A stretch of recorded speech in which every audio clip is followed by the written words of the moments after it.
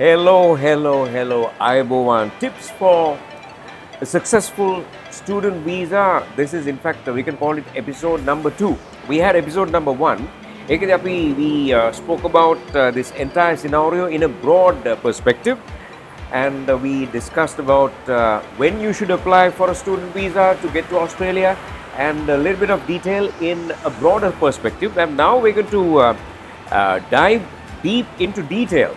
And in this episode 2, we focus currently about how to select a course, and also after you select a course, what are the documentation that is necessary to successfully carry out your application process. So once again, in conversation with me is Mr. Ashad Perera.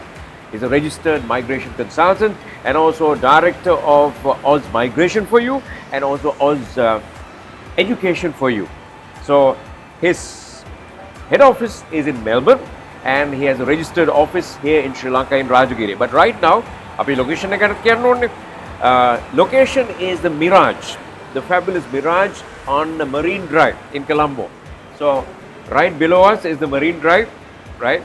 And across the Marine Drive is the railway track. You might hear occasional train and also the beautiful beach area. So Ashad, welcome to Colombo and Sri Lanka and to the Mirage. Okay, so leaving all those distractions aside, we're going to focus on the topic. Let's get into business, okay?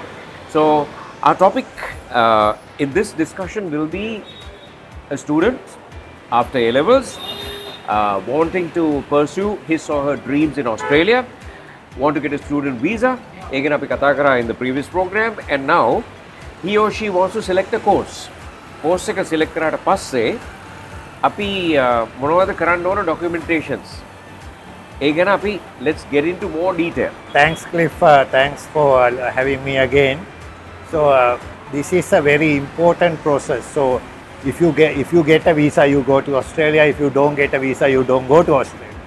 So we must mainly to get a successful student visa outcome, you got to give as much as possible documents that the department is looking for. So we will look at this bit in detail. So basically what we say is you need to submit a complete application. You don't have a second chance.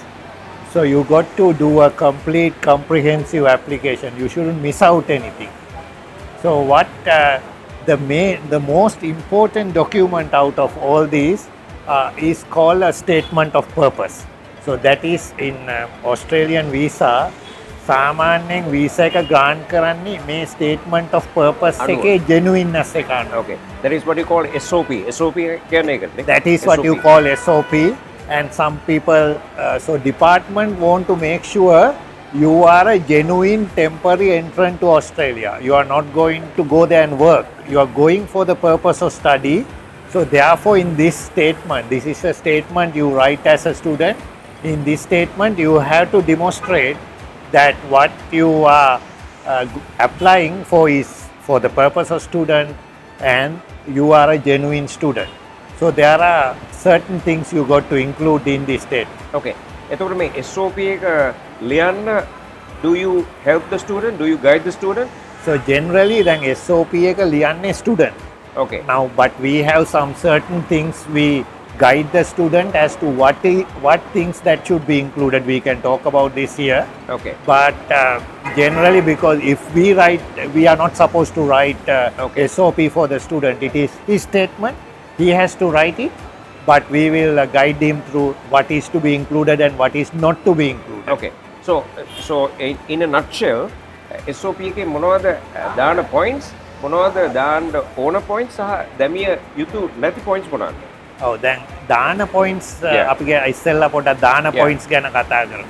දැන් ඉස්සෙල්ලාම department එක බලන්නේ genuine student ද කියන එකෙන් ඔයාගේ family background එකයි, family criteria එකයි, ඒ කියන්නේ ඔය ස්ටඩි කරලා ඉවරලා ආපහු ලංකාවට එන්න තියෙන possibility එක.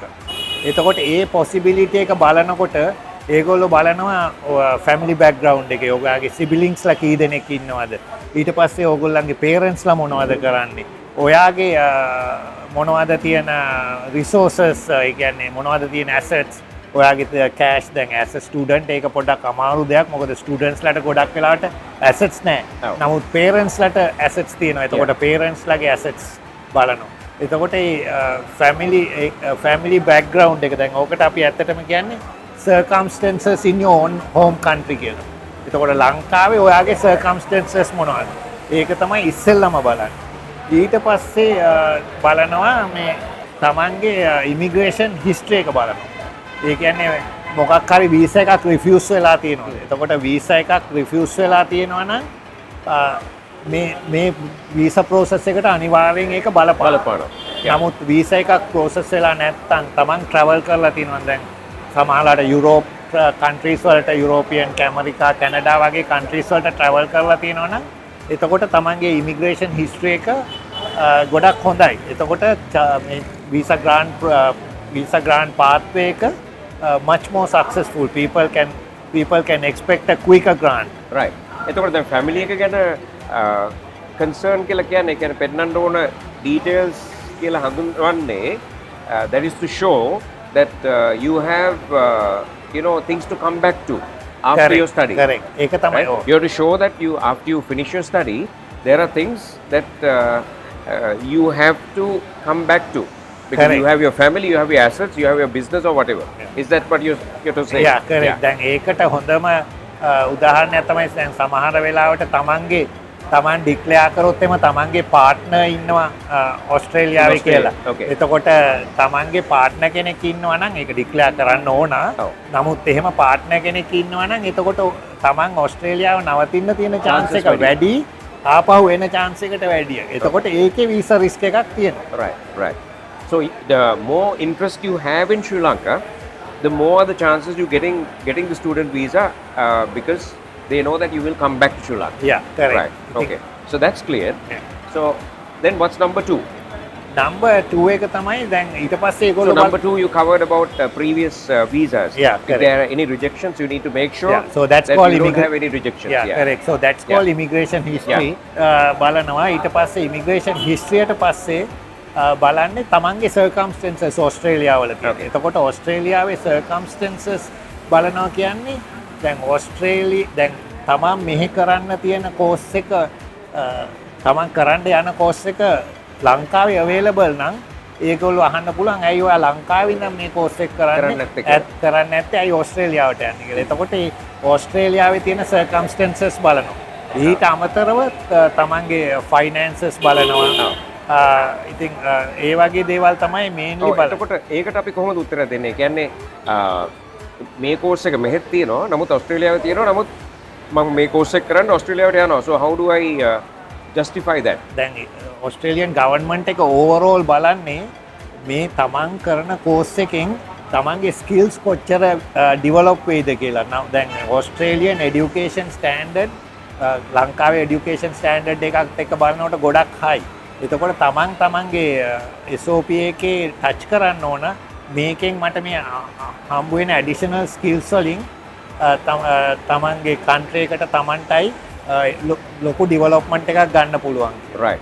So those are the key points that you need to cover. And how many කොච්චර දිග වෙන්න ඕනද SOP එක? Like how many words should it දැන් contain? සාමාන්‍යයෙන් ඒගොල්ලෝ සජෙස්ට් කරන්නේ 300 words කියලා. දැන් 300 300 words okay. වලින් අමාරු SOP එකක් කරන්න. Right. අපි සජෙස්ට් කරන්නේ අඩුම ගානේ එක page එකකින්වත් ඕක ඉවර කරන්න. So you need to make it short and you need to make sure that you give all the information. And we were talking about the statement of purpose, SOP. And that's after you decide on the course. Very important statement of purpose. And all these criteria and all these points that were mentioned by Mr. Ashad Perera needs to be clearly highlighted because the visa officer or the person who is going through the document does not know you personally. Yeah, personally done. So he goes by the details that you give in the document. So make sure that you write a very clear and a concise SOP, right? So with this, we're going to end this discussion. And in the next discussion, we're going to talk more on the financial requirement for a student to go to Australia and study and also to gain the student visa. So what are the financial requirements which we'll be discussing in the next program. So once again, a big thank you to Mr. Ashad Perera, registered migration consultant and also director, Oz Migration for You and Oz Education for You. Thank you, Mr. Ashad. Thank you very much. Thanks, Clifford. Thanks and for wish you all having the me. very best. Thank you very much.